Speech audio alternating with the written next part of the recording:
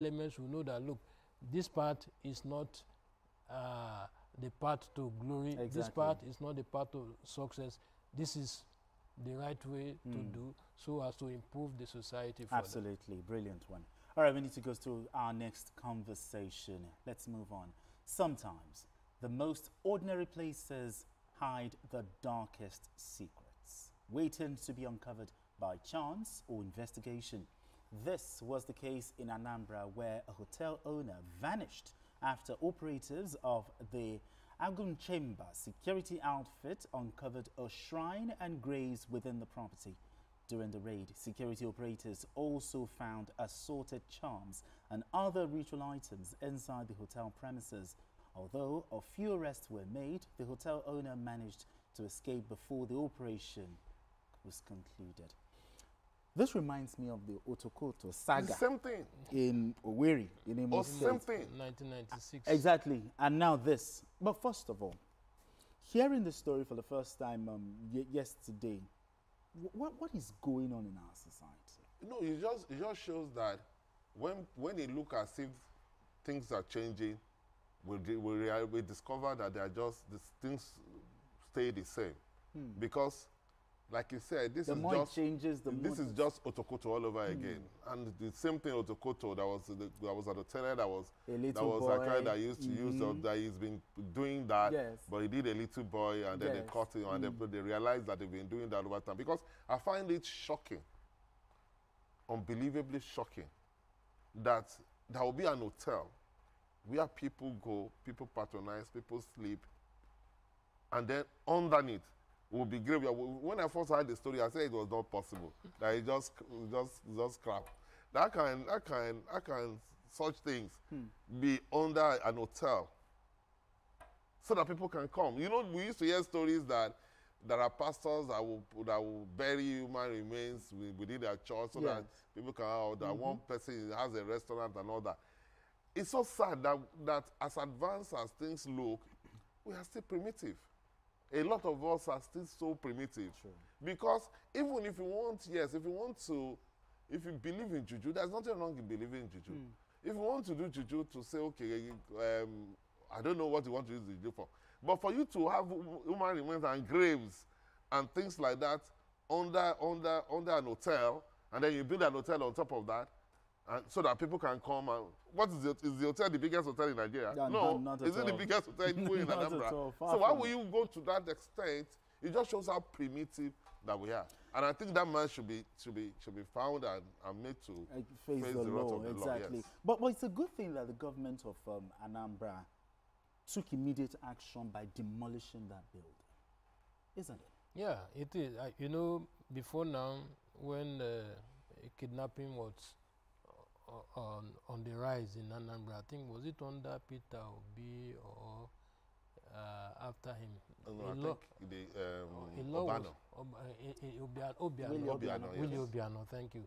A law was promulgated that any building that has any relationship with kidnapping, the first thing first is to bring it down, and I think that really helped to reduce the wave of the crime at the time. So we must commend the Anambra State government for taking this bold step. But beyond that, all those working in that hotel, because you cannot be working in a place and you claim ignorance of the happenings around the place. For me, I believe that the workers, the workers in that hotel too, from the cook to they should all be apprehended. Exactly. And I'm also aware that the hotel was duly registered with the CAC. Now Therefore, problem. we must get to the root of the matter, because before you register, there are addresses of the owners,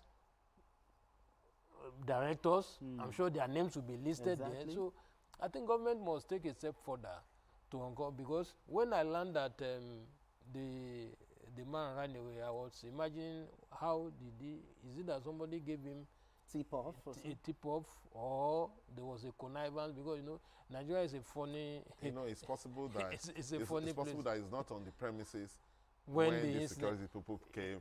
then he And will have someone had, was somebody oh, will some have people informed him around. that It's there are a security people possibility. around, and then he knew the situation of It's things, a so he possibility, could but But I now, think run away. without sounding too government must dig further. without sounding too graphic, talking about government must dig further, do you think the bodies, you know, the graves, the bodies should be exhumed for further investigation? I think so. You know, for forensic, for I identification think so, yes, first, for identification. and also for And then investigation. for investigation and for proper burial. And for, Because for proper burial. those people, no matter who they were, no matter how poor they were, they deserve a proper burial. Exactly. You know, a decent burial. So I think government should should proceed and do that. If they can, if it's still possible, through because I don't know how long those bodies will have been there. Exactly. So it may be very difficult to do autopsy on them. But if they can still identify them one way or the other, it's nice to do that. If they cannot, they can give them mass burial, you know, but it's important to proceed beyond what they've done. For the man to lose the property is not enough. Okay. It's not enough, because that is just a statutory punishment for getting involved in a crime, which is statutory in that state. Okay. But now they should proceed that the man, they know who the man is.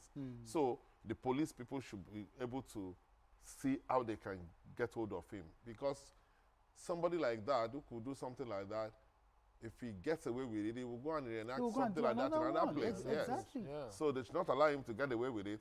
And like he said, they should extend the investigation to all the people working there. Because, yes, maybe the first set of workers may not be there. Okay. So maybe he has done this thing when they started the hotel. So maybe subsequent workers may not really know. But some people will know things like that. When you do that kind of crime within a particular area, there's no way people will know hear, because there are certain things you cannot just put those things under that hotel. There must be a way of reconnecting with those things through sacrifices or so. So some people will know more. Government should try to dig further so that they will be able to know those who are culpable, whether by out of omission or commission.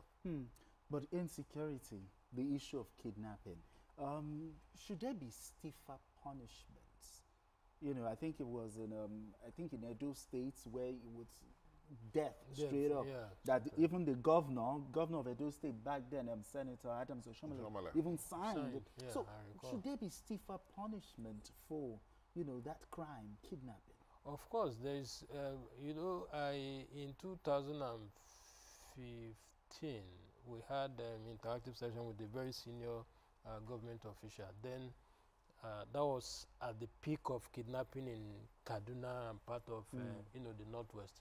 And he was telling us that he had an engagement with the then president, and that he advised the then president that they should go and bomb the forest where, you know, those kidnappers were. According to him, he said he arrived at that based on the advice given to him by the parents of those young boys involved in the crime. But at some point, there was this issue of human rights, this issue of, you know, genocide and what have you. For me, I believe that anybody caught in the act of kidnapping, stiffer punishment will help. The reason is this. Most Nigerians love to enjoy life, and so nobody will want to die. And that is why sometimes when you arrest criminals and you see the way they become very criminals that are supposed to be hardened and all of a sudden become very sober and being afraid of it is because they don't want to die. So what it therefore means is that if we implement the law to the latter, I believe that it will help in reducing. But has it always helped? In We've been in a crime. situation where Why it has there was not, a time why it has armed not robbery, helped? it was No, why it has but did not helped? stop? Why it has not helped? Because with all respect to the governors are part of the problem. Really? Because yes, apart from Oshiomhole, no Who signed other the governor. death Yeah, penalty? most of them were always no afraid other of That's when governor they get assigned religious.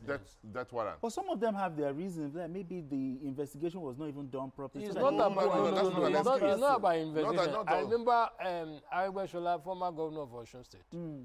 As governor, He never signed any death warrant. But Yeah. as Minister of Interior, he was not advising governors To sign them, yes. to sign death Because the warrant. governors, is You because, know? because And the people governors now have ask to. him, okay, when you were there, how many get did you sign? When you get to the Supreme Court, that is it. You can't go any other place again.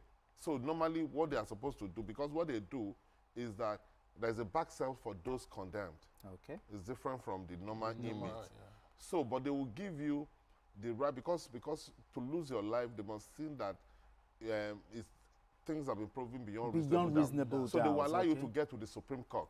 That's why they stay a long time Okay. to get their cases to the Supreme Court. But immediately the Supreme Court confirmed that sentence, That this you are supposed to go. That's how it used to be. Immediately you come back from Supreme Court, the person start preparing to die. They know that in another 1 court thereabout they will, because they used to do it with Gallo. But the problem now is that because the governors are not signing, there are a lot of people on death row that they've not done anything. So people are not scared about that. But if people know that if you kidnap people and you are caught, you are going to be killed, it will reduce it. I'm so sure of that. It will. Because what they do is so unfair. They make people to go through hell. The trauma. Sometimes they will even collect ransom and still kill the person. Yeah. Exactly. And in some instances, when they are operating on the road, they don't even stop you normally. They don't barricade the road to stop you normally. They just open fire. That's what they do. They target the driver and the other passengers. But anyway, let's move straight to our next conversation. Now, the fight against crude oil theft remains a critical battle in safeguarding Nigeria's economy.